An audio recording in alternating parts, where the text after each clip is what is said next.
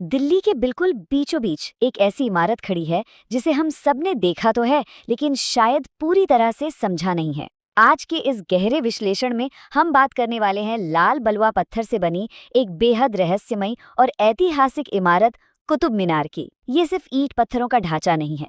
इसके ऊंचे और खामोश शिखरों के नीचे कई ऐसे ऐतिहासिक विवाद, हैरत अंगेज वैज्ञानिक चमत्कार और कुछ अनसुलझे रहस्य दबे हुए हैं जो आज भी अच्छे अच्छे जानकारों को सोचने पर मजबूर कर देते हैं। तो आइए बिना किसी देरी के सीधे इस सवाल पर आते हैं कि 72.5 मीटर ऊंची इस विशालकाय इमारत के अंदर आखिर कौन से गहरे राज छुपे हैं। आज का हमारा ये सफर सिर्फ इतिहास की किताबों तक सीमित नहीं रहेगा।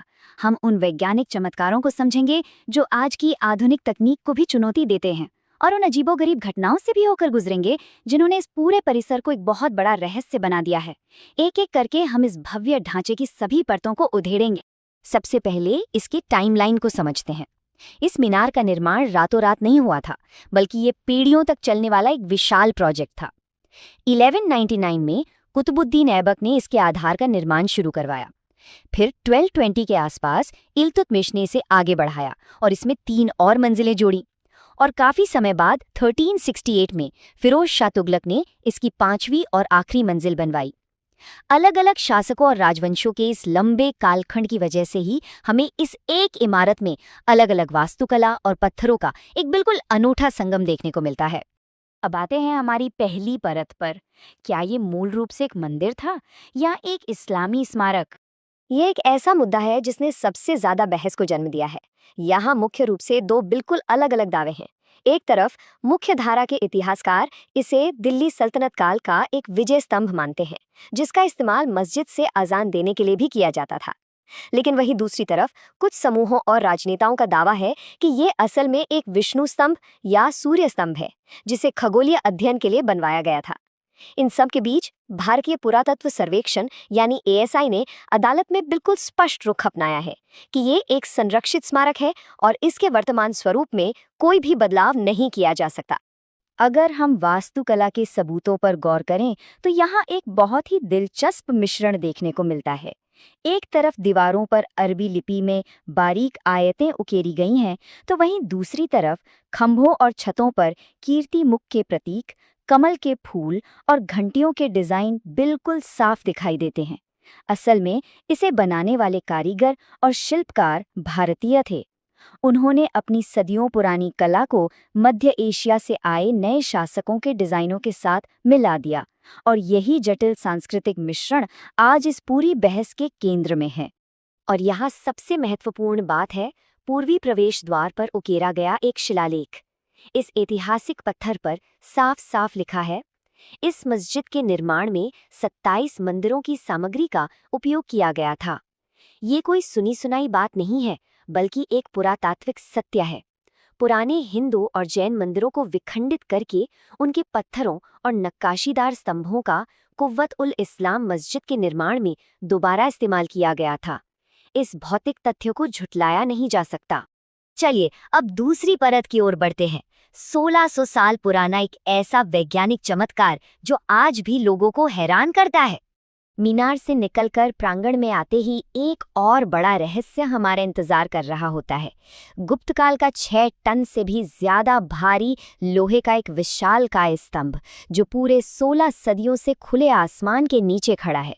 और सबसे बड़ी हैरानी की बात, इतने लंबे समय के बावजूद इसमें आज तक जंग नहीं लगी है। जरा सोचिए, 1600 सालों की भयंकर बारिश, चिलचिलाती धूप और अब दिल्ली का प्रदूषण झेलने के बावजूद भी ये धातु बिल्कुल सुरक्षित है। ये आखिर कैसे संभव है? इस सदियों पुराने रहस्य को IIT कानपुर के शोधकर्ताओं ने सुलझाया है, और इसका जवाब बेहद दिलचस्प है। उन्होंने पाया कि प्राचीन भारतीय धातु विज्ञानियों ने लोहे को पिघलाते समय उसमें चूने का इस्तेमाल बिल्कुल नहीं किया था।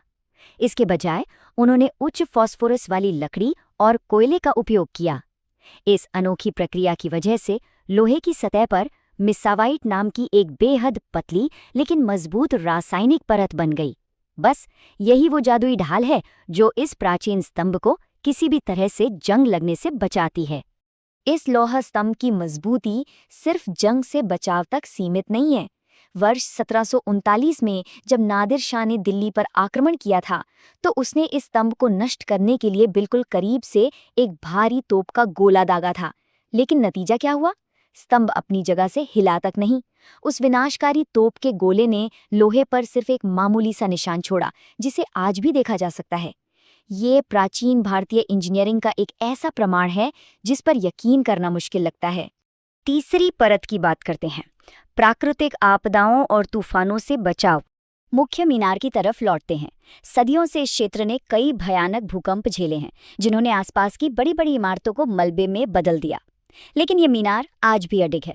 इसका राज है इसका शानदार इंजीनियरिंग डिज़ाइन। इसका आधार 14.3 मीटर चौड़ा है, जो ऊपर जाते जाते सिर्फ 2.75 मीटर का रह जाता है।